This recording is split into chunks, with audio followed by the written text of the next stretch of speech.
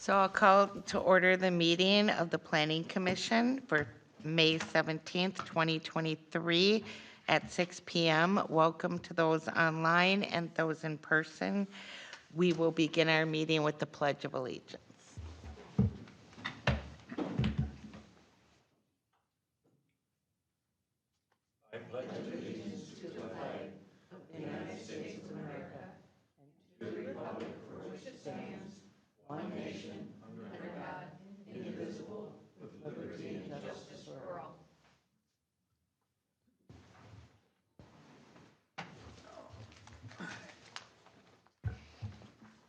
Now I will look for a motion to approve the meeting agenda. This is Barb, so moved. This is Judy, I second. Okay, call for the vote. Judy, aye. Judy, I. Barb, aye. Lynn, aye.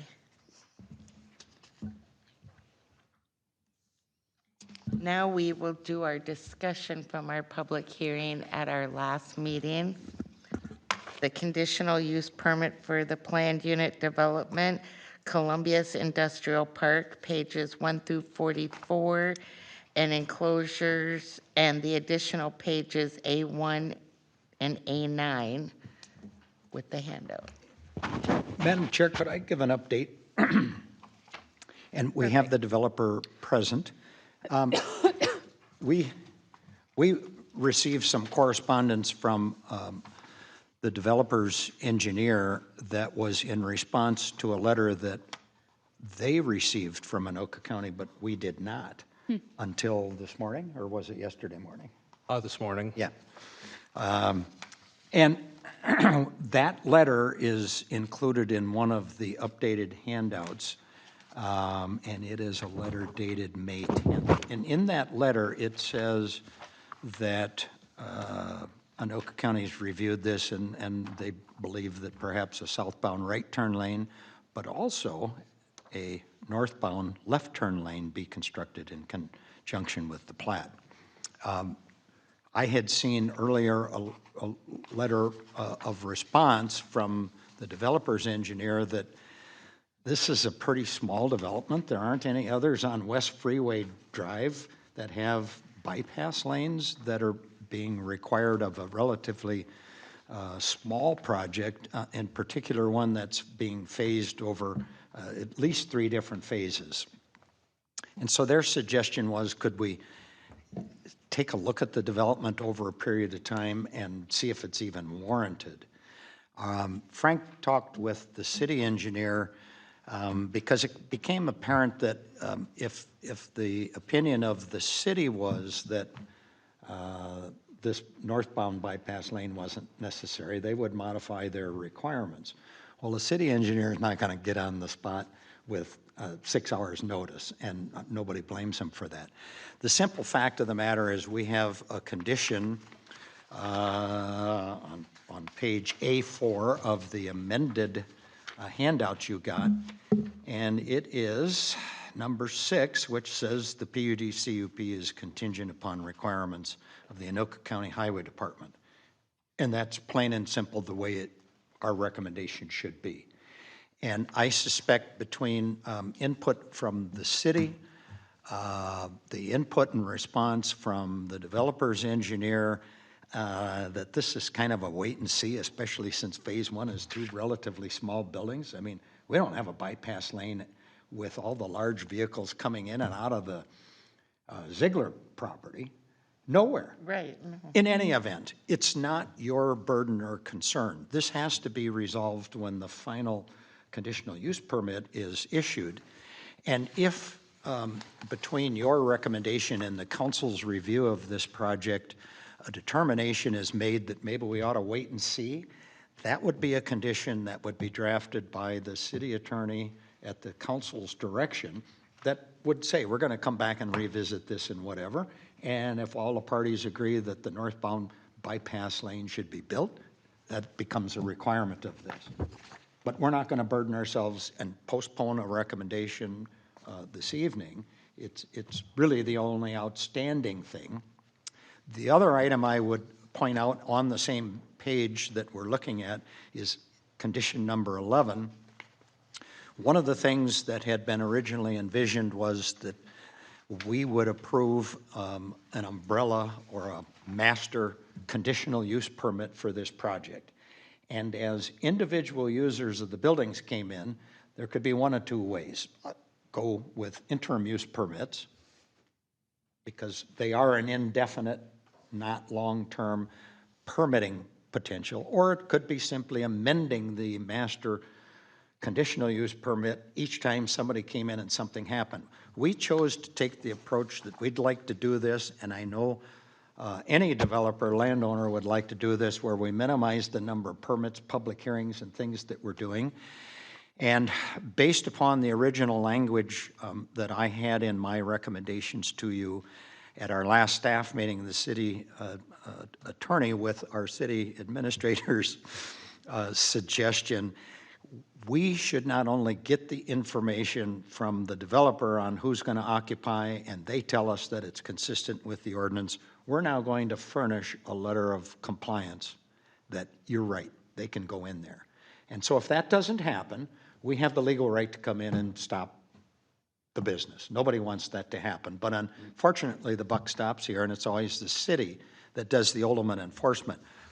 But this mechanism is far superior to having one master permit and then 7 individual permits that every 3, 5, 7, 10 years, whenever a new tenant comes, you go through a public hearing and issue a new permit. And so if you're in agreement with that, those are the 2 changes, or that is the only change from the original discussion. John is here representing Brown Beagle LLC. He was here at the last meeting, made the presentation on the property, and I would suggest that you ask if he has any input. He is aware of all these discussions, and if you have questions, you should direct them to John at this time. Okay. Now I don't have to open the public hearing. You to do not have him to come open the forward. public Okay. If you want to come forward to the table, making sure. And state your name and address, please. John Sawyer, 4 Hawk Lane, North Oaks, Minnesota, 55127. Okay. Does anybody have any questions for him? This is Barb. The only question I had was the one that Dean just informed us about. And I just wanted to say that I really think it's an excellent use of the land. And I think providing 7 buildings for smaller businesses that can't afford to build is really a contribution to the city. No, thank you. Anybody else? And I'm in agreement. I like it. And I get the, turn lane. No, none of those businesses on Freeway Drive have an extra turn, 3rd lane to turn. So I don't think that's an issue for us. And I think it's a good way to bring new businesses to Columbus. To get this straight with the turn lane, so Anoka County just said like, hey, you might want to consider this, or they said you should do that? Like, sorry, The content of the letter, which is in here, and I know you haven't had a minute to read it, it basically says, we've reviewed the plans and we'd like to see the southbound right turn lane and northbound bypass. That's the content of the letter. Frank actually spoke to Logan Keeler, who's the highway technician that puts these out. They're going to talk about it internally at the county. They have the response from the developer that simply says, can't we wait to a future phase? If the county's position at the time that this needs to be resolved says we're willing to wait and see, then the attorney is going to prepare. He's already gone on record in an email to Frank that he would prepare a condition in here that reflects that condition. that, you know, it's wait and see, but it will be a real condition that, hey, if it warrants it. I think all of us as lay people have an opinion that we don't see it, but we're not the ones that make the decision. I was going to only ask, Madam Chair, if you want to let our city I was just administrator. going to ask her, Elizabeth, do you have anything to add?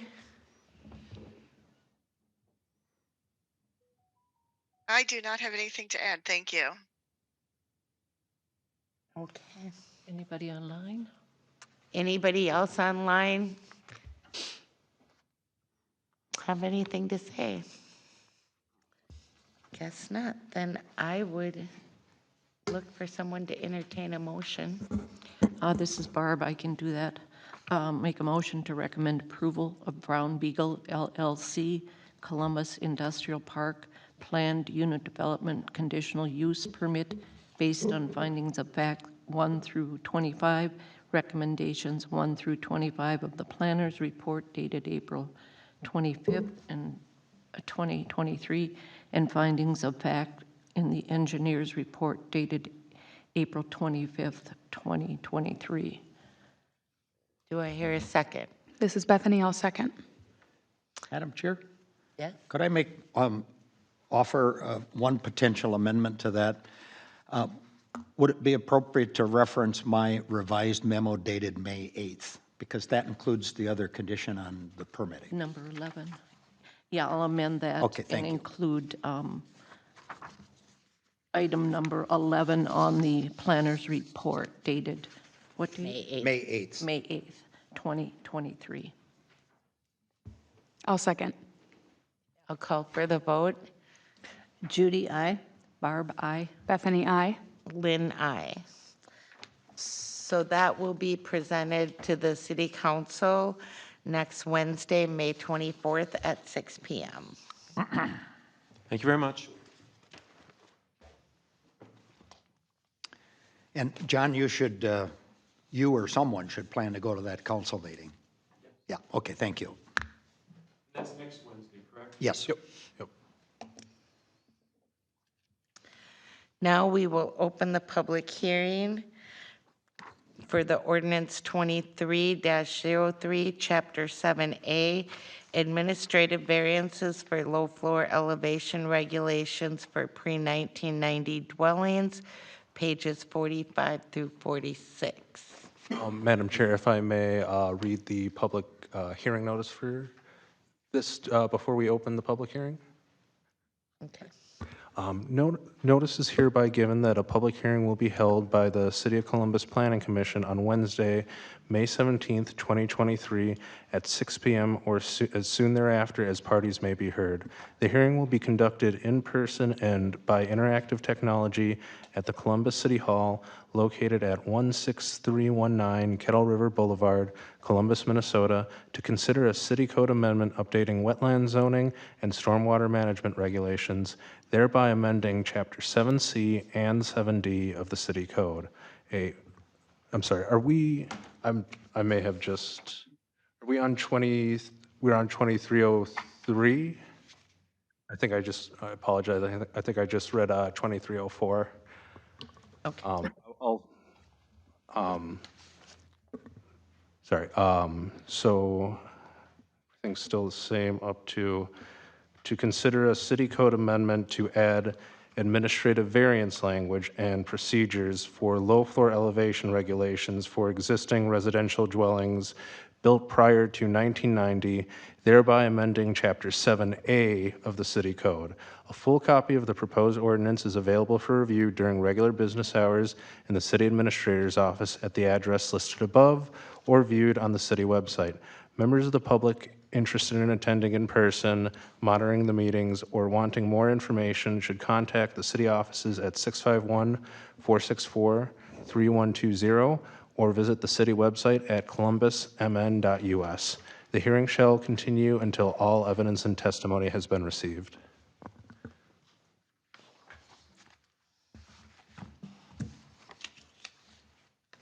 Madam Chair and Planning Commission members, this is my presentation for tonight, just a short presentation for this ordinance amendment.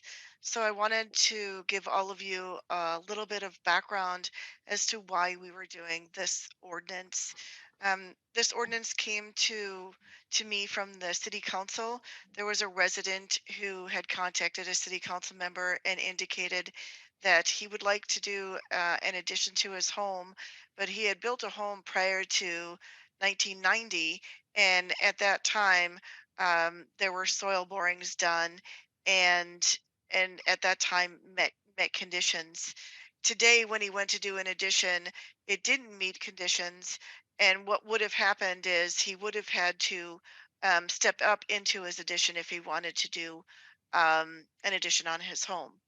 So we had a discussion at the council level as to how could we help them and how could we help others, because this isn't the first time this request has come before me or the council, where we've had again an older home that was built at an elevation, met all the requirements, but didn't quite meet our 3-foot separation from water table or modeled soil today, and it would be a hardship for them to have a different elevation or a different elevation for either an addition or other amenity that they were going to add to their home.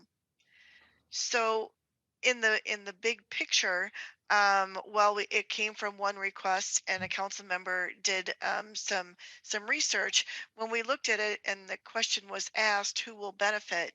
It's really the whole city that will benefit, which is why this ordinance was drafted by the city and brought forward versus a um, private party. So in this case, we have drafted a short ordinance, and this ordinance is for an administrative variance. We have this process for one other area in Columbus, and that's for a septic system. And that process has been very successful, and we've been able to process variances for a septic system when it doesn't meet separation, again, on older homes or properties that are existing when they can't meet the requirements. So this ordinance was based on that premise because it's been a very successful process. And so if you look at section 1 of the ordinance that's before you, um, again, it's a very simple ordinance. It's for homes in the rural residential district. It is for homes that were built prior to 1990. It will be reviewed by myself and the city engineer so that all is looked at when we looked at drainage and if there's additional drain tile needed, um, because they won't have separation that is required. And again, the process would be done administratively.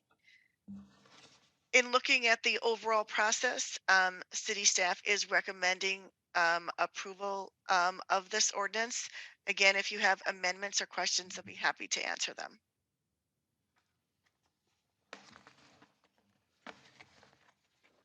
Does anybody have any questions? This is Barb. I have none. This is Judy. I have none. Bethany, I have none. I have none either, so let's call, anybody going to make a motion? This is Bethany.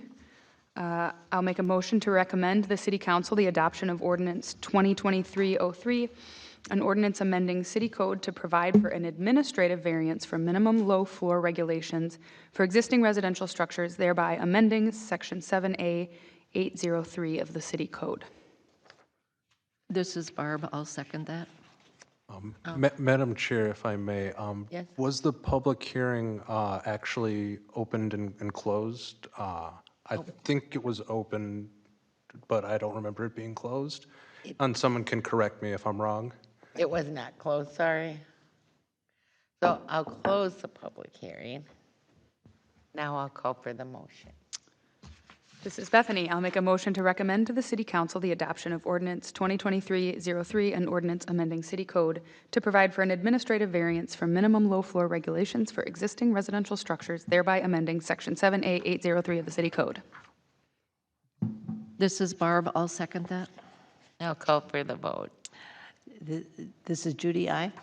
Barb, aye. Bethany, aye. Lynn, aye. So that will get sent to the council.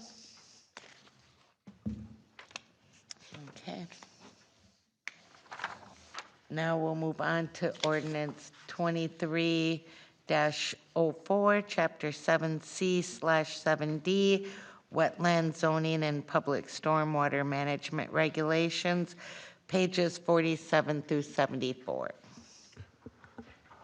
Notice is hereby given that a public hearing will be held by the City of Columbus Planning Commission on Wednesday, May 17th, 2023, at 6 p.m. or as soon thereafter as parties may be heard.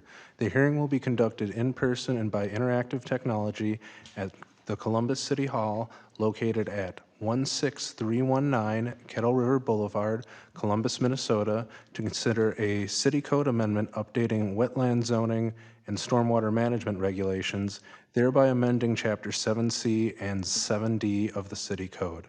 A full copy of the proposed ordinance is available for review during regular business hours in the city administrator's office at the address listed above or viewed on the city website. Members of the public interested in attending in person, monitoring the meetings, or wanting more information should contact city offices at 651-464-3120 or visit the city website at columbusmn.us. The hearing shall continue until all evidence and testimony has been received. Now we open the public hearing. So now I'll open the public hearing. Is there anybody that wants to comment on? Would you like to let the city engineer give an explanation in the ordinance? Oh, is Now that he you on open the there? hearing, and then you can open it. Yes. I didn't know he was on And there. it's Tim Olson Tim on Olson, Zoom. would you like to give us a report? Yes, I'd be happy to, Madam Chair and members of the commission. This process started a few years ago. The Sunrise River WMO, or the Watershed Management Organization, reached out to the city of Columbus regarding some inconsistencies and really discrepancies between their rules and the city's stormwater management and wetland ordinances. They were mostly focused on wetland buffer discrepancies. And so what this really did was initiated a review of the entire stormwater management, erosion control, and wetland management ordinances. And at that time, the discussion included, the fact that the city of Columbus has 3 separate watershed districts within its jurisdiction, all with very different rules. On top of the fact that that your own stormwater management ordinance was different from all of those.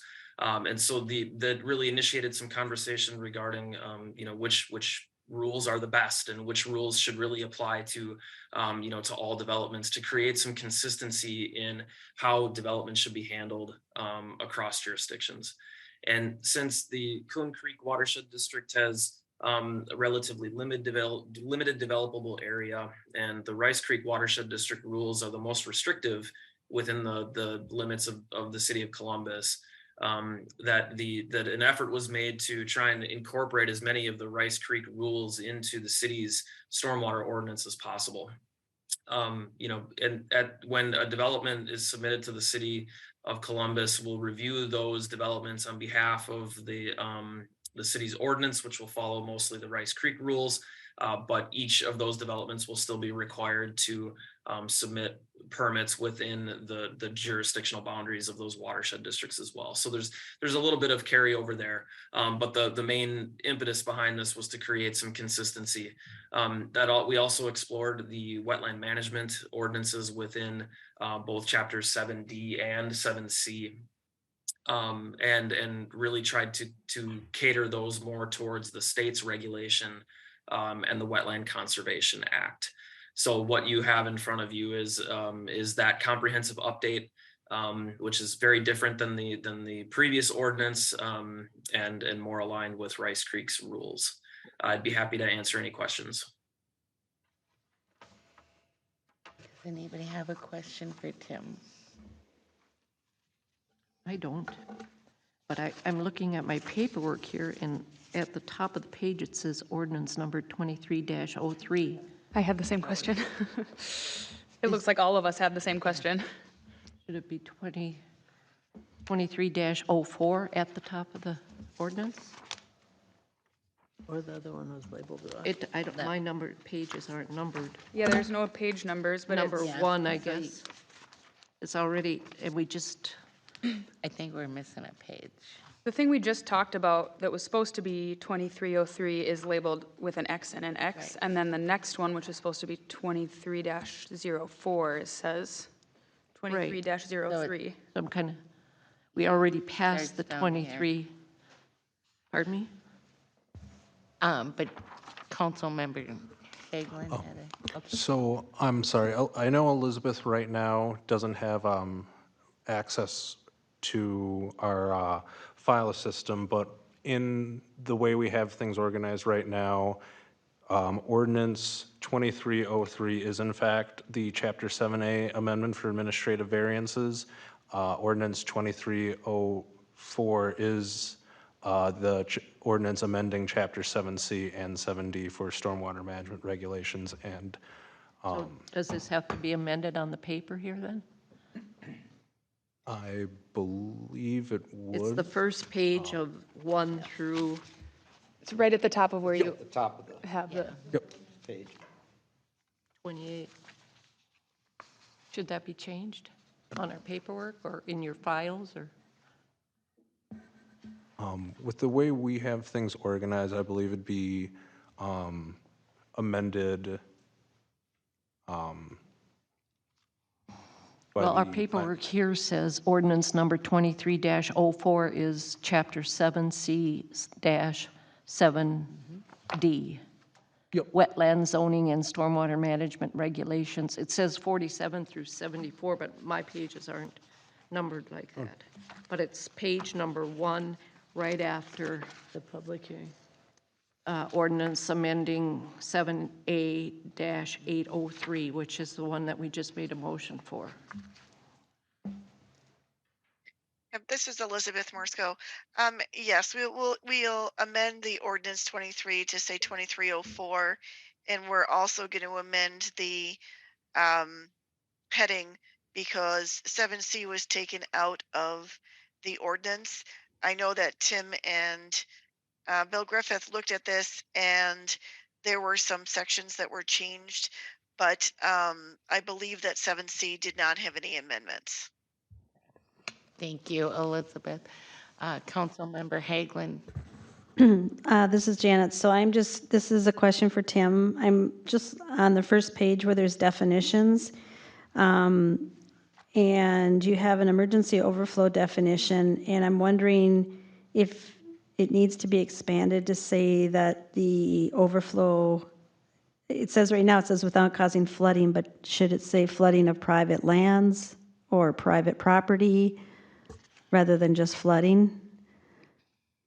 I think that is meant to be more of a catch-all statement, but if we'd like to be more specific on which properties we're trying to protect, we can certainly do that. Yeah, I think that's meant to be more of a catch-all that flooding on any property should be protected by the EOF. Yeah, I'm asking the question because I have a friend in another community who's fighting with their city because they're directing the overflow to her property. So I thought it might be good to just clarify that in ours. And then the second question has to do with the definition of excavation, and this has kind of come up recently too. So your definition is just talking about removal of soil. Do you also want to include hauling in? That could change the elevation. Yes, that might qualify under a different definition. For There is one, yeah. maybe even under land disturbance activity, I think excavation is meant for removal.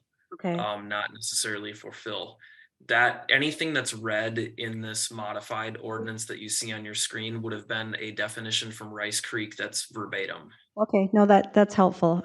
We had an offline conversation, Elizabeth and I actually asked the question about what is the definition of excavation? And in the situation we were discussing, we were including both hauling in and removing. So I just wanted to make sure we were intentional in having it be a separate definition.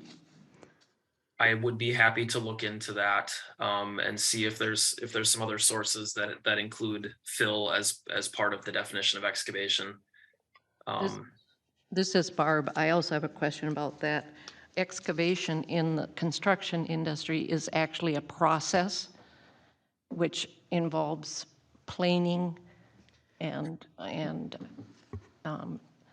changing elevation, filling, and digging. So it's more of a in-depth definition than you have here, and that can be a question of concern, especially when you have residents that aren't real particular. They don't understand the nuances of definitions.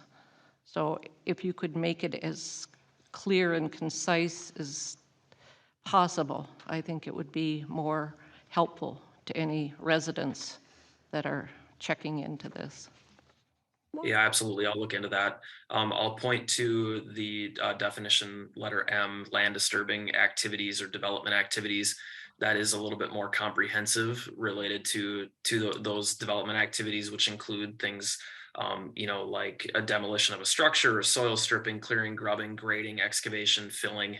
So the reason that there may be two definitions, one for excavation and one for land disturbance activity, is that the word excavation comes up throughout the rules. But as you follow and comply with the city's ordinance, everything is related back to that land disturbing activity definition. But I will look into it. This is you're making great points. So let me check into that definition, both of them, EOF and the excavation, and just make sure that we're all clear and on the same page. Thank you. Thank you. I have a question. With the crossing out, so the red is new or changed? I'm still kind of figuring out. New. So then the red that's crossed out, what does that mean and why is it crossed out? That any change of land surface, including removing vegetative cover, excavating, filling, grading, and the That is construction of any structure? likely sorry to interrupt, that's likely the previous definition. And so we're replacing that with the more comprehensive Rice Creek definition in that case. Oh, so that's all it used to say, and you're replacing it with what's above it. Okay, sorry. That's right. This is the fully redlined. If you scroll through this, if you keep going down, there are humongous sections that are removed from this, as you keep scrolling, and have been replaced by other things. So, it's a little easier to read the cleaned version, but at least these redline versions will show you. Actually, there's a previous one even before this that shows more red lines. So regardless, those red lines are just meant to show what the changes were. And if I can certainly share our first iteration that included all of the language that was removed and everything that was added. It's quite comprehensive. Yeah, this one doesn't show as much change as I thought it would.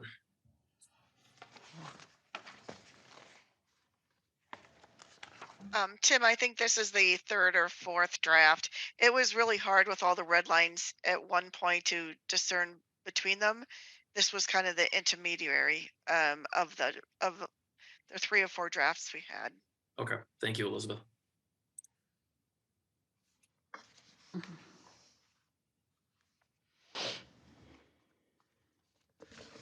there anybody that would like to come forward? Anybody online that would like to say anything? Then I'll close the public hearing.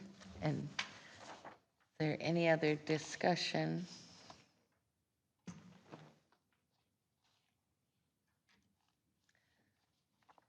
Then I'll ask if there's a motion. I will make this motion to recommend to the City Council the adoption of ordinance 2023-04, an ordinance amending city code sections regarding wetlands, zoning, and stormwater management regulations, thereby amending Chapter 7-C and 7-D of the city code.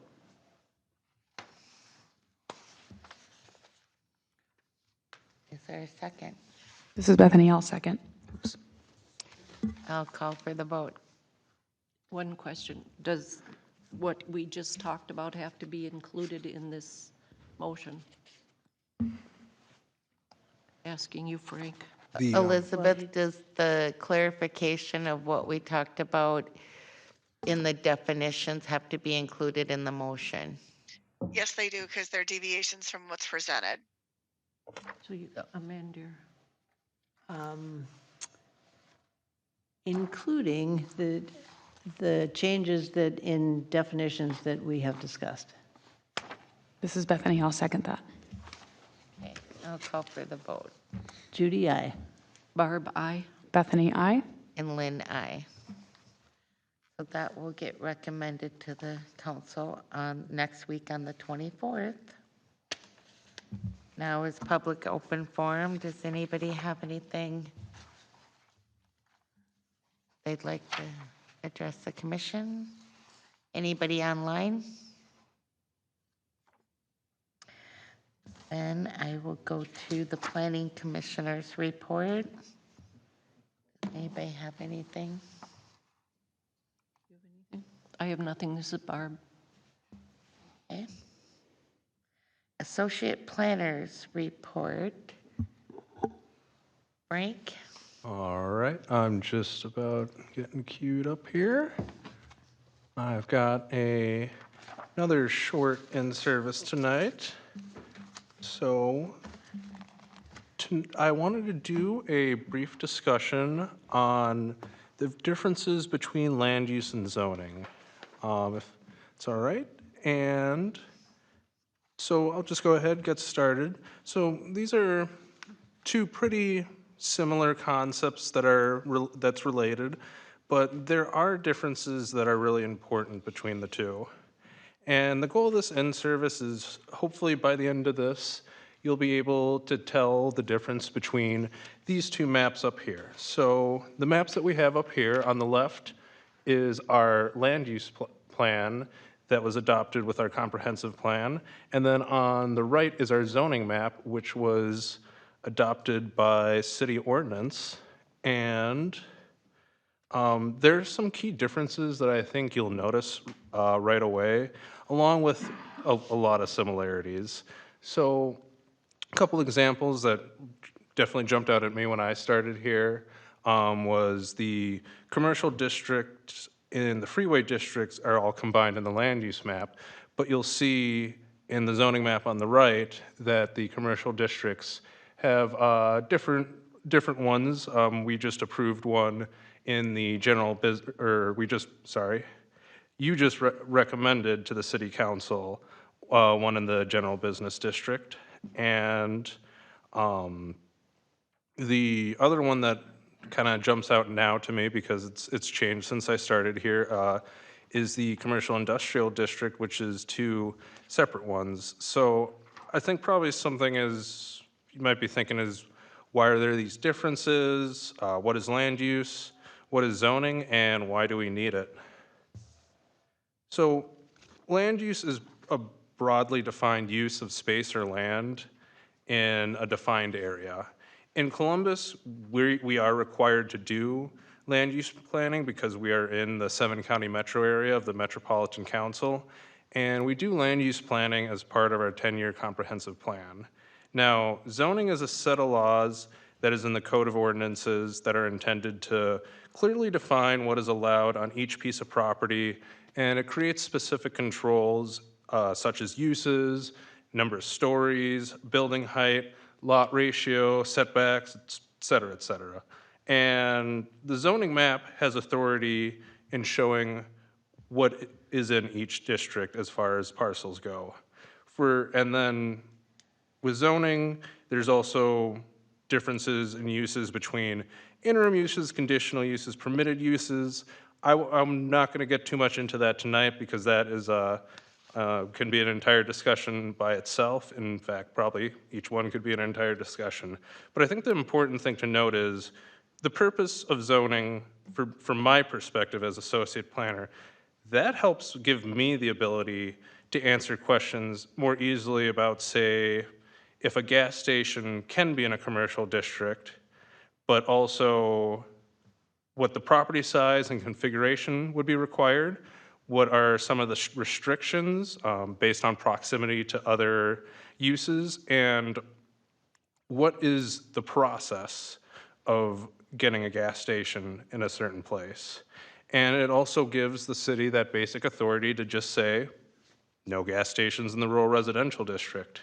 And I'm happy to pause for any questions. Don't know if there's anything right away. I'll go ahead and keep going otherwise.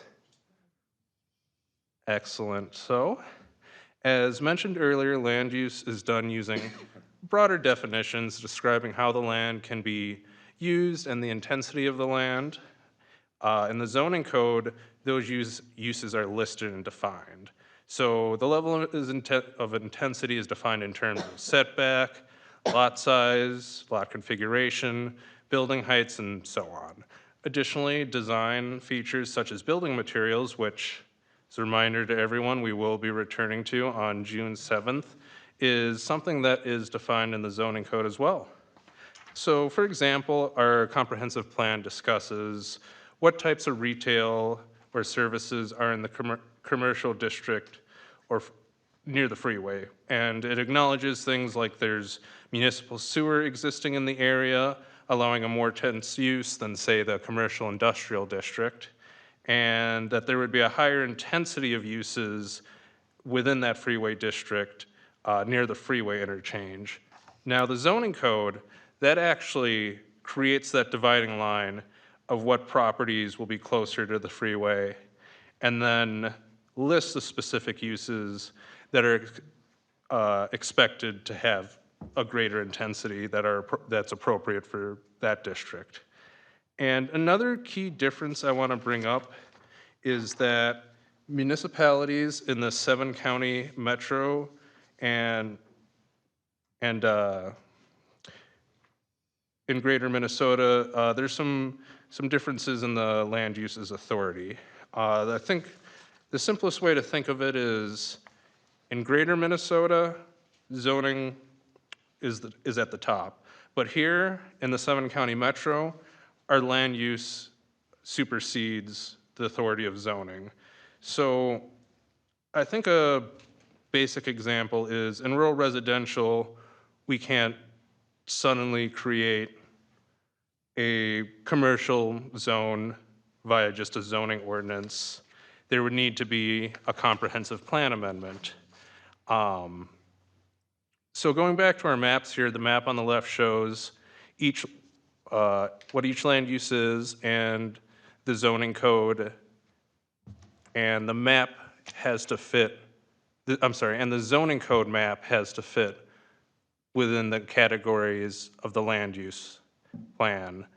But, you know, on the flip side, if there's a new commercial zoned, could be in that freeway district allowed by the terms of the comprehensive plan. I think a good example of that we've kind of been talking about or we've talked about before is an idea I think was brought up briefly with fractional toys and that kind of area with all the boats, potentially creating a new district there that maybe is a little bit aligned with that. I know that was one idea that was thrown out there. And I'll go ahead and take just a quick pause if there's any questions right now. This is helpful. It's not a question, but wanted to say it. All right, thank you. I'll be wrapped up here pretty soon, so I'll just keep going.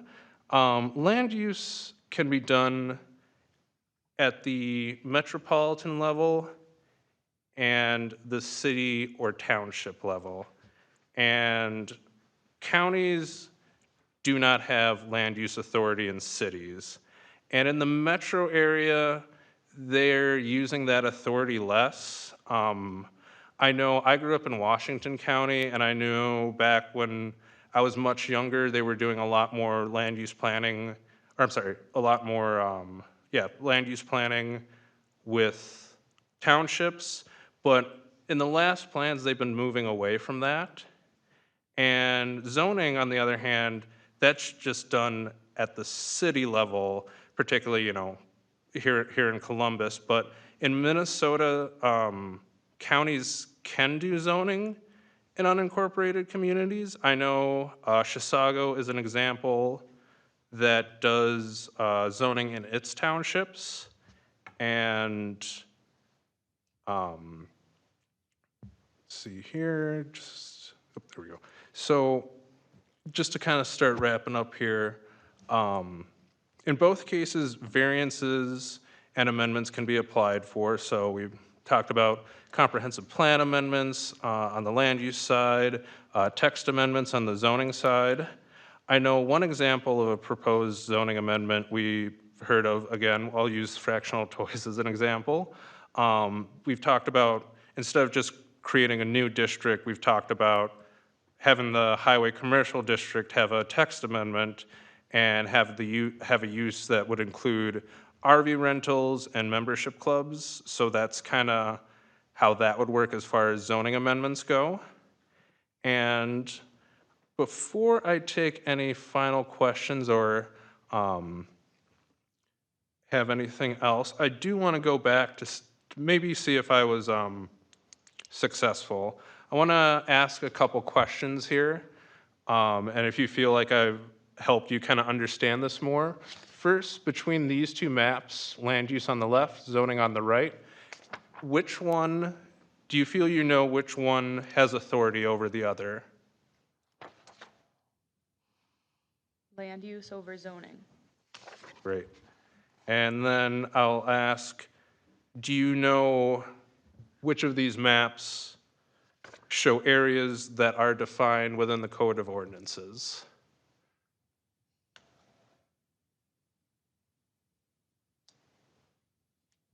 Repeat that. The zoning? Yes. So that, my question was, do you feel that you know which one of these maps is actually defined within the Code of Ordinances? Okay. And I guess I just want to ask generally, do you feel that you know kind of the difference between these two maps? Maybe you came in with that knowledge. If not, I would hope that I've helped at least gear you towards that. So I do want to ask if there's any additional questions, and then I don't want to put you on the spot, Dean, but if you feel like I maybe missed something, I'm more than happy to hear what you think. Well, I never pass up an opportunity to talk, so I think you did a great summary. If you look at these two maps, let's just start with the yellow. You should be seeing identical boundaries in general on the map between those two colors. We don't have a sub-district of yellow, so that's all rural residential. The one exception we have is we've got state-owned property that's that right in the kind of in the center of the city that's dark green on the comp plan. It also shows up, that's a park zoning. And for different reasons, you may or you may not show these by zoning. And a good example is up in the northwest corner, you got a county park. Well, we have a public institution zoning, and so that shows up on the zoning map. I mentioned right in the center of the community, the square, that's an old school section, that shows up as a park. If you look at the biggest difference, it's Rice Creek, which is a county park, and we have not elected to designate that through our zoning ordinance. It is a permitted use within that rural residential district, so that's one of the few differences between these two maps and the boundaries. But I think the simplest way to look at differences is what Frank described earlier. And let's look at Lake Drive, and on the left, or in the comp plan, it's one big pink area. And recently, we chose, within the description that's in the comprehensive plan, the ability to split the east side from the west side. It's a different type of intensity. If you go in the freeway corridor, we basically have mostly red. We got a brown blob up in the northwest, and then we've got purple on the bottom. And I think the key for future, if somebody wanted a retail or true conventional commercial use in the purple area, you have to amend the comprehensive plan before you could redesignate. But looking at that large blob of red in the comp plan, because that's a generic description of commercial uses, we've created 4 different zoning districts that are all commercial. We could come into the purple down on the zoning map, and that is currently light industry, and that boundary is identical to the comp plan. We could do the same thing we did on Lake Drive and parcel out several light industry zoning districts. But in the broad sense, the comprehensive plan within the 7-county area by law dictates what you may or may not do with a comp plan. So as Frank mentioned, somebody wanting a gas station, we don't allow it in the rural residential area, so we'd have to come and amend the land use plan to a commercial district, and then you could change the zoning map. In rural Minnesota, or outstate or non-metro, I have to be careful of my choice of words, the authority is the reverse. Zoning is the standard. There have been a lot of court cases in the non-metro area where somebody developed a comp plan and the argument was, well, the comp plan allows this. The judges routinely say the zoning ordinance dictates. But in our community, if Mr. Sawyer came in here with a proposal that was actually within the red district on the comp plan map and was proposing an industrial park, it's easy for staff to say, you know what, you can't do that without first amending the comp plan. So that's the fundamental difference, and it is different here in the Twin Cities versus the outstate area. So I don't have any other questions. You did a nice summary, Frank. And so can the comp plan be amended at any time? You want me to answer that? Yes. Good answer. That's generally a minimum 4-month process. So we talked about the convenience of not having multiple permits within this little industrial park. Quite frankly, outside of the 10-year process that you amend a plan, cities avoid this like the plague because you have to send notice to all the adjacent cities.